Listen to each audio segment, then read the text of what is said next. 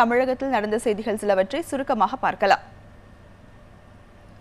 பொறியியல் கல்லூரிகளில் 2ஆம் ஆண்டிற்கான நேரடி சேர்க்கைக்கான கலந்தாய்வு வரும் 29ஆம் தேதி நடைபெறும் என அழகப்பா பல்கலைக்கழக முதல்வர் ராஜ்குமார் தெரிவித்துள்ளார்.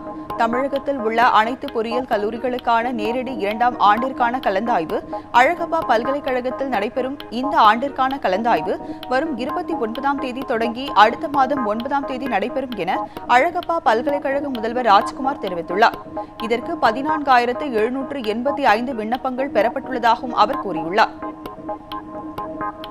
நியாய விலை கடைகளில் உள்நாட்டு உற்பத்தி பொருளான தேங்காய் எண்ணெயை விற்பனை செய்து தென்னை விவசாயிகளின் வாழ்வாதாரத்தை மேம்படுத்த வேண்டும் என பாரதிய கிசான் சங்கம் வலியுறுத்தியுள்ளது.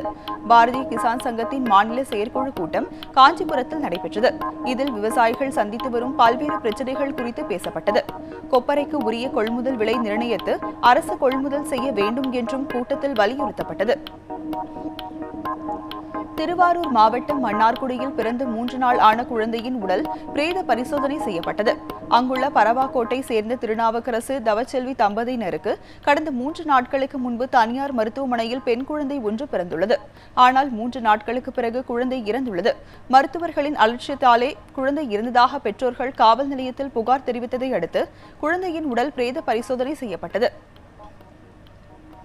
தமிழகம் மின்மிகை மாநிலமாக மாறியுள்ளது என போக்குவரத்து துறை அமைச்சர் எம்.ஆர். விஜயபாஸ்கர் தெரிவித்துள்ளார். கரூர் நகராட்சி சார்பில் திடக்கழிவு மேலாண்மை திட்டத்தின் கீழ் 5 புதிய கனரக வாகனங்களை பொதுமக்கள் பயன்பாட்டிற்கு அமைச்சர் எம்.ஆர். விஜயபாஸ்கர் தொடங்கி வைத்தார். அப்போது நிகழ்ச்சியில் பேசிய அவர் தமிழகத்தில் மின் உற்பத்தி அதிகரித்து தன்னிறைவு பெற்றுள்ளதாக கூறினார். திருவண்ணாமலை மாவட்டம் ஆரணி அருகே தனியார் பள்ளி வளாகத்தில் ஊழியர் ஒருவர் மரணமடைந்தது தொடர்பாக போலீசார் விசாரணை நடத்தி வருகின்றனர்.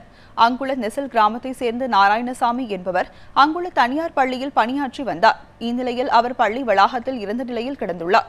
இதையடுத்து தகவலின் பேரில் சம்பவ இடத்திற்கு வந்த போலீசார் இறந்தவரின் உடலை மீட்டு விசாரணை நடத்தி வருகின்றனர்.